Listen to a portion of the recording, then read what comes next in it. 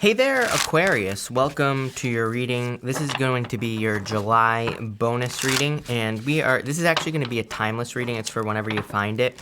And we are going to do a move mountain spread. If you don't know what this is, basically one of my favorite people of all time, Greg Braden, says when your head and your heart become one, you can move mountains. So we are going to look at your head in this first row. We're going to look at where your heart is in this second row. And in your last row, we're going to look at how you can put everything together so that you can move mountains in your life. These mountains don't have to be obstacles, by the way. This could be like a goal, a wish, a dream, something you're trying to manifest in your life. Could be just could be anything that you're trying to do. But that's going to be that. Make sure to watch your sun, moon, and rising for a full picture of what's going on for you at this time. Also, feel free to only follow the social media accounts that are linked down below. I do not do personal readings, and I will never contact you asking for money. And so if someone does that, then it is not me. Make sure to report those accounts that do that.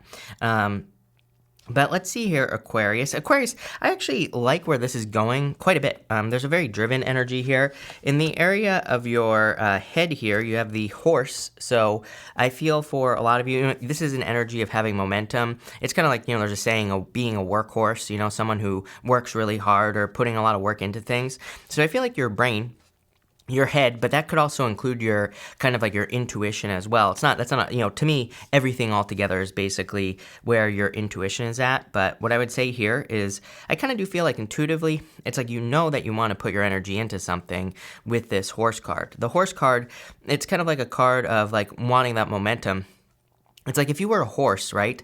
And this is what's popping into my head, so I'm just going to say it. It's like if you were a horse and you were kind of kept in a cage, right? I realize horses don't live in cages, but if you were like kept in like a tiny little pen, it's like you would be going nuts, right? I feel like that's how you feel right now, where it's like you just want to run. Like I feel like you just want to, spread your legs and go running around, So it's like you have that kind of, I feel like you have that kind of motivation, if that makes sense, where it's like you're ready to like burst. You're ready to kind of make something happen here. I feel that the challenge is the Seven of Cups here right away. You have the Seven of Cups, Queen of Pentacles, and the Four of Cups. You know what's really interesting? Is you have the Queen of Pentacles, and then you have the King of Pentacles here. This King of Pentacles came out in reverse. And immediately when I put that down and I saw that, I kind of felt like these two were almost clashing, if that makes sense. Normally the King and the Queen of Pentacles would be a very good match, would be divine counterparts. But there's some sort of clash going on here. The Queen of Pentacles is about having resources and being resourceful. It's a little bit different than having resources because the Queen of Pentacles, she needs to kind of like find the resources. I always say Queen of Pentacles could be one of those things where you feel like you need money to do something, or it might not even be money. Maybe it's like people. Maybe you need help from other people. It could be any type of resource, and the Queen of Pentacles is resourceful, meaning she can find the resources, but you have to look, right? With the Queen of Pentacles, you have to put in the work. The King of Pentacles, he's been through all that, he has learned how to be resourceful, but he also has like a bag of money here that he is kind of like standing on. And it kind of says like he already has the resources. He already has everything he needs. So, but I feel like there's some sort of conflict going on here. We're going to have to dig into this and see what it is. But again, you have the Seven of Cups, the Queen of Pentacles, and the Four of Cups here. I feel like you're manifesting things very, very quickly, but the Seven of Cups is a little bit of confusion. It's kind of like this energy I'm getting here is that I can't even get it off the table there, Aquarius. With the Seven of Cups asks us to stay focused. Seven of Cups asks us to focus on like one thing and make it happen, or asks us to focus on one of the cups. But it's a card of being spoiled for choice. It can be a card of kind of like your imagination and having too much to focus on, right? So I do feel like you need to focus on one thing at a time, but I also do feel that sometimes we can be overwhelmed. Like if we have a bunch of ideas, we can feel like a trapped horse, basically, where it's like we just want to run. We just want to run with something. We just want to make something happen, but it's like we have too many ideas. So I kind of feel like this is saying, you need to focus on like one thing at this time, Aquarius. And you have the Four of Cups here as well. The Four of Cups can be, like I feel this is almost like a fear, mostly because of that Seven of Cups as well. The fear with the Four of Cups is if I make a change, is it going to be better or worse? So I feel for a lot of you, it's like you could be fearing that if you make some sort of change in your life, it's actually going to be worse, not better. And that's kind of like the fear that I'm getting here for you, Aquarius. Let's dig into this here and see. You have the Hierophant here. You know, part of me feels like it's, part of your lesson being here, Aquarius, is kind of like learning to focus on one thing here. It's like we can't, like, trust me, I wish I could do everything that I want to do, in life. But it's like, I think the question, and I don't even think this is saying you can't. I feel like this is saying, like, you need to start asking, how can things be possible? Because right now, it's like, I almost feel like you're saying to yourself that things are never going to be possible. Kind of weird words that I have popping in my head here, where it's like you feel like things are never going to be possible. For some of you, it could be a relationship, I feel here as well, like some sort of dream relationship. King of Pentacles in reverse. Queen of Pentacles says you have the resources to make it possible. King of Pentacles in the world, there's some sort of difference, This may only make sense for some of you, but I feel like for some of you, the thing that the mountain you're trying to move is, like, how do I get into a relationship with a person? And I would say if that story is for you, you're already dealing with this person, there's some sort of difference here with the world. Could be distance. If I'm being honest with you, not all of you, I don't think it's distance. I think it's some other type of difference here. For others, it's like I keep getting these question marks popping into my head for some reason. It's like you need to ask how something is possible, but what is the question that you're asking, right now? It's almost like the question needs to change. Let's figure this out here, Aquarius. You have the Knight of Cups here and the Nine of Cups as well. Yeah, see, some sort of change is going to lead to total fulfillment. I keep getting the words wrong question. It's like wrong question is popping into my head right now, Aquarius. I'm just going to tell you what's popping into my head. I keep getting like wrong question, popping into my head here. And so again, all I keep getting is you need to ask how. Those are the words.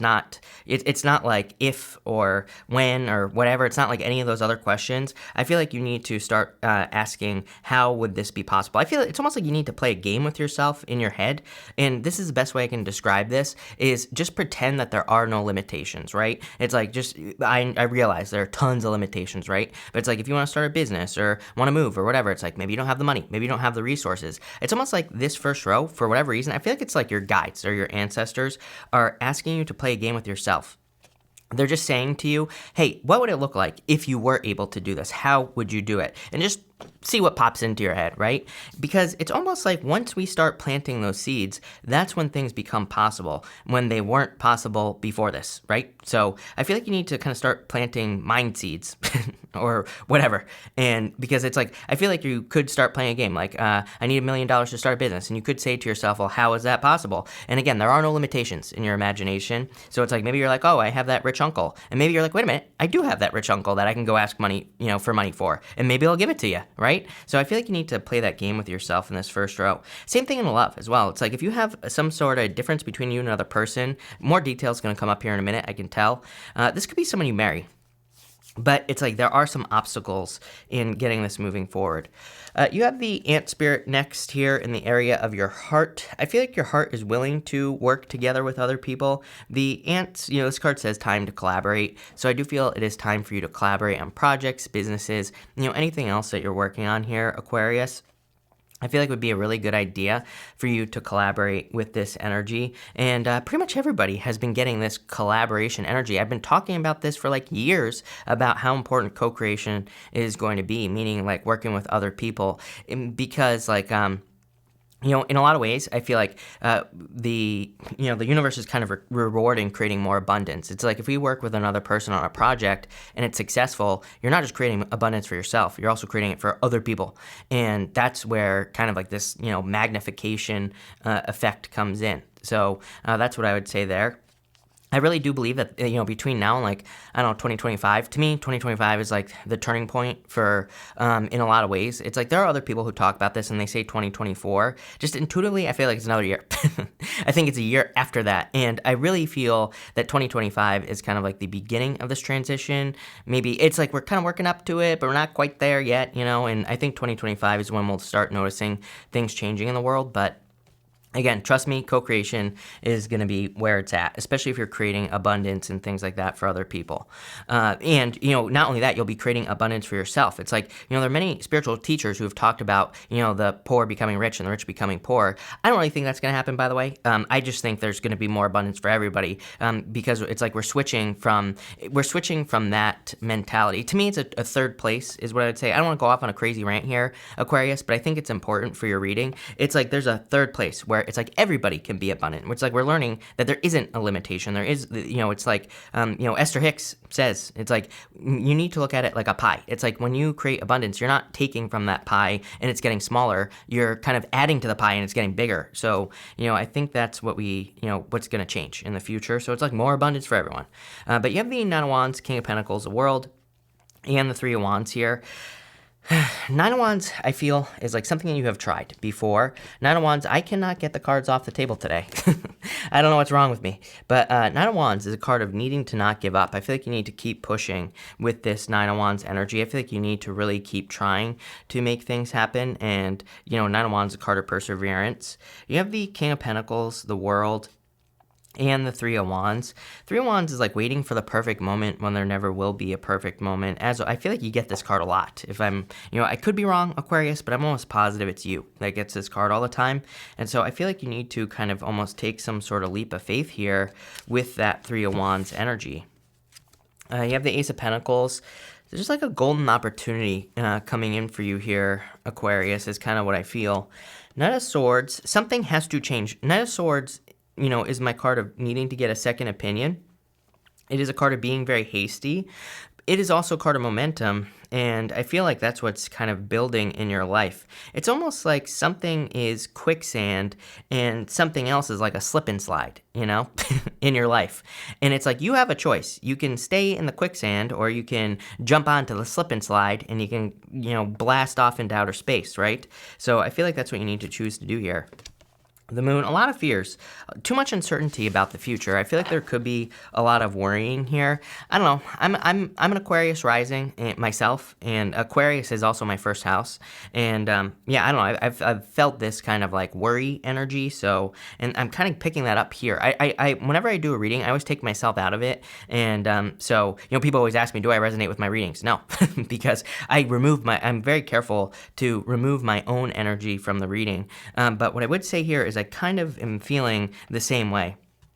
It's like a little bit of a kind of like fears about the future. But again, it's kind of like, the best way I can describe your reading, as I've been babbling on here for like 12 minutes, right, is like, the worries and fears you have right now are kind of for this 3D world. But I feel like we're about to go to like a 6D world, not even 5D. Everybody's talking about 5D. It's like, I feel like we're going higher than that. So it's like the worries and fears you have are for this world. But it's like there's another world where like a lot more is possible. And it's like, that's what I feel this birthing process is right here, Aquarius. And it's like, that's what you're transitioning to. Damn.